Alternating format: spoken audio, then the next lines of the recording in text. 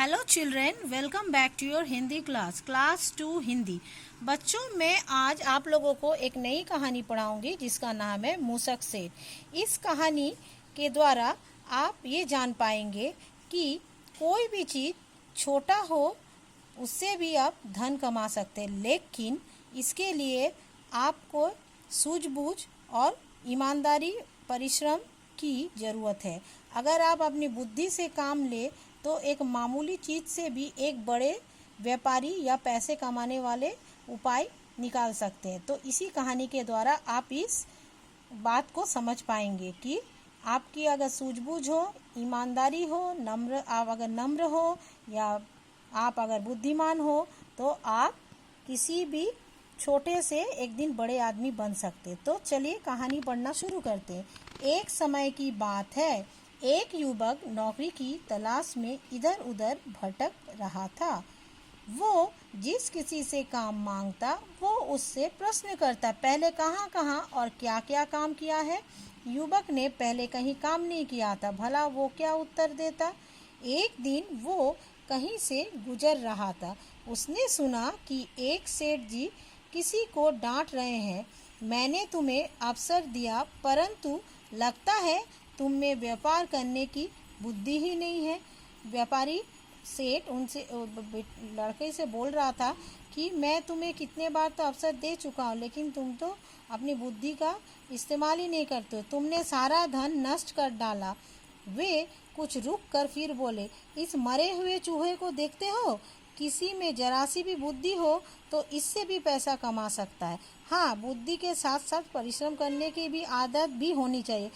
इस कहानी में आप लोग देखेंगे किस तरह से वो युवक इस मरे हुए चूहे से एक दिन अपने बुद्धि, सूझबूझ और परिश्रम के बल पर कैसा बड़ा आदमी, अमीर आदमी बन जाता है। ये सुनकर युवक सेठ जी के पास गया और हाथ जोड़कर बोला, सेठ जी, ये मृत चूहा मैं ले लूं? मैं इससे व्यापार करूंगा। सेठ जी हंसते हुए बोले, अरे बेटा, मैं तो हंसी कर रहा था। तुम काम करो तो मेरे पास काम है, या फिर कुछ धन उधार ले सकता हूँ, इससे मैं भी कुछ कमा लूँगा, उधार दे सकता हूँ। युवक ने नम्रता से कहा, नहीं सेठ जी, ये मृत चूहा मेरे नाम पर अपनी बही खाता में लिख लीजिए। ये कहकर उसने चूहा उठाया और वहाँ से आगे बढ़ गया। सेठ हंसता ही रहा।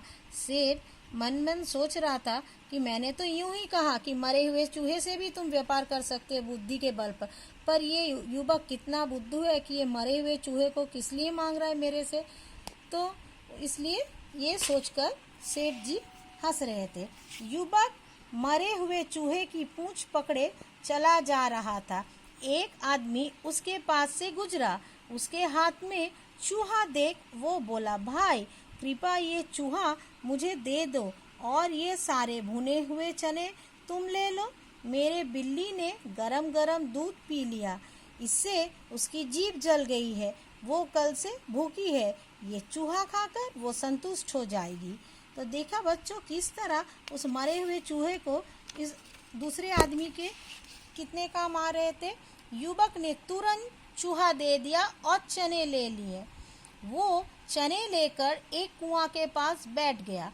पथिक मतलब जो रास्ते पर सफ़र करते हैं, पानी पीने आते तो पहले एक मुट्ठी भुने हुए चने लेकर खाते, फिर पानी पीते। शाम तक युवक के पास काफ़ी पैसे हो गए इस तरह से चने बेच के।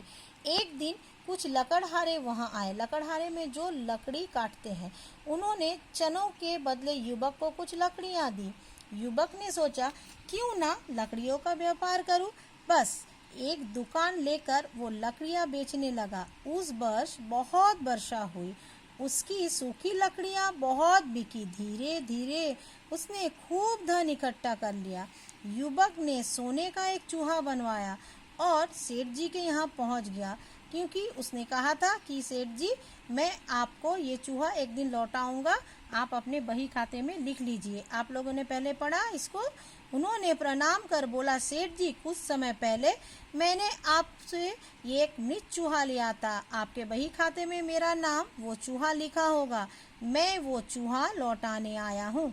ये लीजिए। सेठ जी सोने का चूहा देखकर चकित रह गए, क्योंकि उसने तो मरा चूहा लिया था और लौटाते समय वो एक सोने का चूहा दे रहा था।